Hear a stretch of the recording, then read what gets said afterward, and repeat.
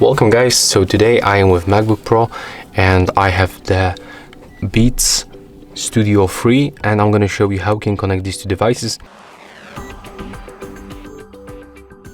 So at first we have to focus on this button right here. We have to click and hold it until these indicators start blinking. So take a look, click, hold, keep holding, and right now we are in the pairing mode. So we'll be able to find our headset on the Bluetooth settings. So the next step, go for the system preferences. Let's open the Bluetooth.